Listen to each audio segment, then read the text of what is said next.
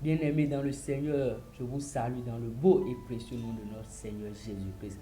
Nous ne cesserons jamais de rendre grâce à Dieu pour tous ses bienfaits dans notre vie. Puisque dans son amour, dans sa grâce, dans sa miséricorde, il nous a renouvelé son souffle de vie et nous a permis encore de voir ce nouveau mois. Que toute la gloire lui revienne dans le nom puissant de Christ Jésus. Le mois passé, on a eu à parler sur le thème la parole de Dieu, la clé du succès et de la vie. Et nous avions vu les points essentiels relatifs à ce thème. Et nous avions compris que Dieu, notre Créateur, quel qu'en soit ce qu'il aimerait donner à ses créatures, à l'être humain, tout est caché dans sa parole. Alors je vous invite à aller regarder cette vidéo. Si vous êtes nouveau ou nouvelle sur cette chaîne, allez regarder cette vidéo pour pouvoir acquérir ces nouvelles connaissances relatives à ce thème. Je vous invite aussi à aimer la vidéo, à partager la vidéo pour pouvoir permettre à d'autres personnes moins de pouvoir acquérir encore ces nouvelles connaissances pour l'agrandissement de la foi en Jésus-Christ. Soyez bénis au nom de Jésus. Alors pour ce nouveau mois, Dieu aimerait nous parler sur le thème prier avec insistance et ne point se décourager. Prier avec insistance et ne point se décourager. Nous lisons dans le livre de Luc chapitre 18, versets 1 à 8. La Bible déclare: Jésus leur adressa une parabole pour montrer qu'il faut toujours prier et ne point se relâcher. Il dit: il y avait dans une ville un juge qui ne craignait point Dieu et qui n'avait d'égard pour personne. Il y avait aussi dans cette ville une veuve qui venait lui dire: fais-moi justice de ma partie adverse.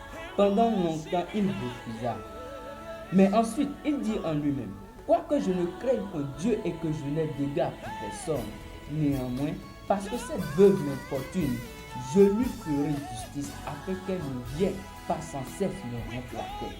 Le Seigneur ajouta: entendez ce que dit le juge. Et Dieu ne fera-t-il pas justice à ses élus qui crient à lui jour et nuit, et tardera-t-il à leur égard?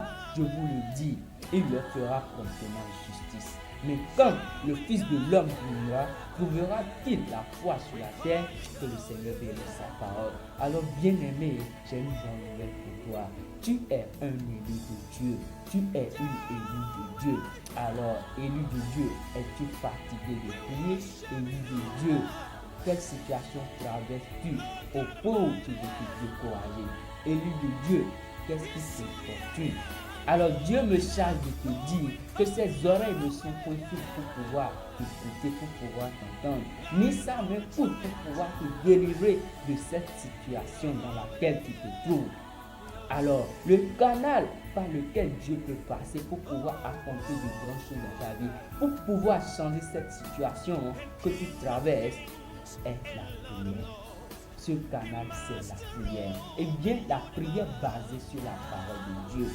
Bien-aimé, lorsque ta prière n'est pas basée sur la parole de Dieu, elle sera vide.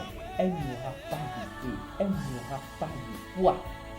C'est pour cela que nous avions eu à parler précédemment sur la parole de Dieu. Alors bien-aimé, tu as déjà les outils qu'il faut pour pouvoir parler à cette situation, pour que cette situation puisse se changer en bien pour toi.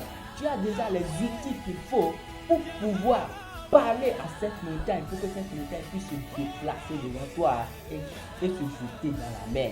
Tu as les outils qu'il faut pour pouvoir parler à ce qui ne va pas dans ta vie, pour pouvoir parler à cette maladie, pour que cette maladie puisse disparaître de ta vie une fois pour de bon. Bien-aimé, la prière. La Bible déclare dans le livre de 1 Thessaloniciens 5, verset 17, priez sans cesse. Priez sans cesse. Bien-aimé, qu'est-ce que tu aimerais faire? Veux-tu mener à bien un projet? Alors bien-aimé, tu dois savoir que tu dois prier préalablement avant de pouvoir entamer ce projet. Quel qu'en soit ce que tu vas vouloir faire, tu dois prier préalablement avant de pouvoir entamer cette chose. C'est pour cela que Jésus nous a montré le bon exemple. Jésus nous a donné un modèle. Avant de choisir ses 12 disciples, lui-même, il avait prié. Je vais vous donner le cas d'un homme dans la Bible. Dans le livre de Jacques, chapitre 5, verset 17, la Bible déclare: Élie était un homme semblable à nous. Il pria avec ardeur pour qu'il ne pleuve pas, et il ne tomba pas de pluie sur la terre pendant 3 ans et demi. Puis il pria de nouveau Alors le ciel donna de la pluie et la terre produisit ses récoltes. Amen. Élie était un homme semblable à nous. Bien-aimé, la prière change l'aspect des choses. La prière, ça change une situation à bien. La prière, ça donne encore une vivacité, c'est-à-dire ça change l'aspect de ce que toi tu vois comme étant une chose qui peut nuire. Ça change l'aspect de cette chose. Amen. Bien-aimé, si dans ta famille on dit personne n'a atteint ce sommet, si on dit que nul ne se marie et reste sur le toit de l'homme jusqu'au soir, si on dit personne ne travaille dans l'administration, bien-aimé, par la prière, toi tu peux changer cette situation. Par la prière, toi tu peux déplacer ces montagnes. Par la prière, je dis par ta prière, bien-aimé, toi tu vas rester sur le toit de l'homme. Par ta prière, tu te marieras. Par ta prière, toi tu vas travailler dans l'administration. Par ta prière, toi tu seras élevé. Par ta prière, tu iras de gloire en gloire, de réussite en réussite, d'élévation en élévation. Bien-aimé, sois un homme de prière, sois une femme de prière. Alléluia. Lorsque nous parlons toujours du roi David jusqu'à l'instant T, et même après notre génération, les générations futures continueront toujours par parler du roi David.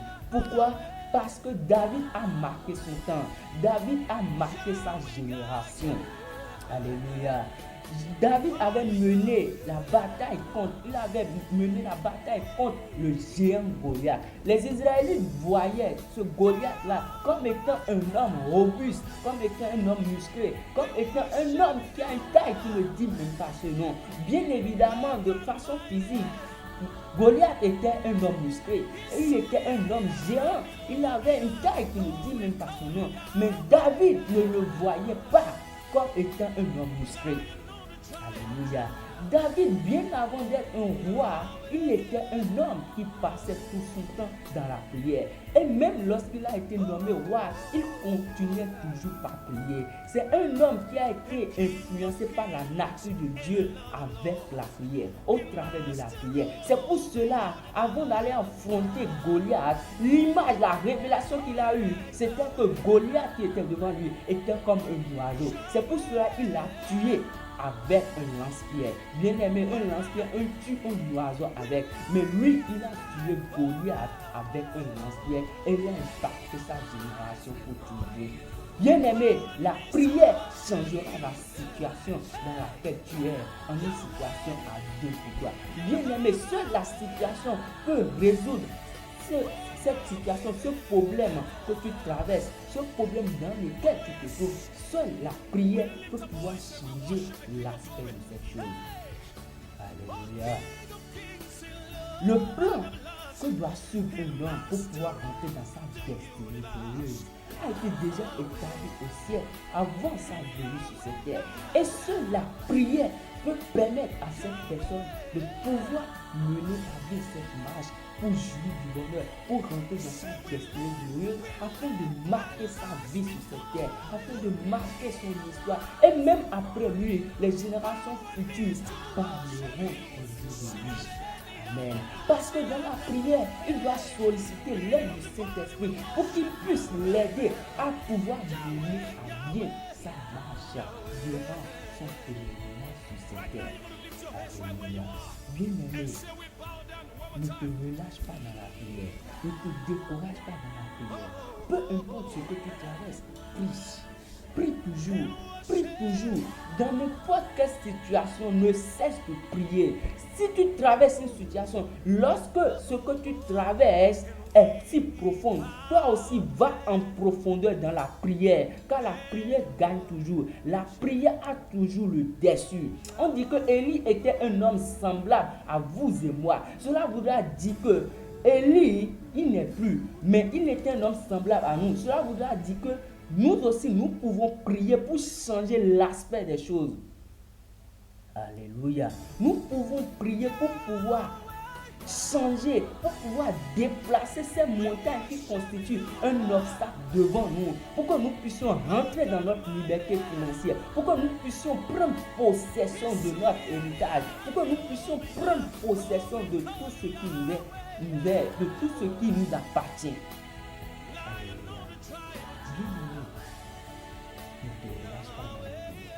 Christ sans cesse, puisque c'est la recommandation de la parole de Dieu.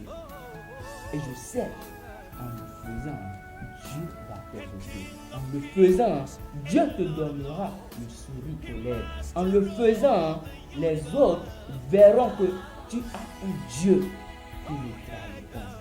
Et il ne te trahira jamais. Parce que la Bible déclare qu'il est le même hier, aujourd'hui et éternellement. Alléluia. Il le fera pour toi au nom de Jésus-Christ. Alors je vous invite à méditer sur ce verset. Priez toujours. Adressez vos requêtes à notre Seigneur de gloire et il vous exaucera dans le nom puissant de Jésus. Adrien va appliquer chacun d'entre vous. On va couronner de la grâce de Dieu, de la persévérance, de l'amour de Dieu dans le nom puissant de Jésus. C'était votre frère Béché. Soyez tous bénis dans le nom puissant de Christ Jésus.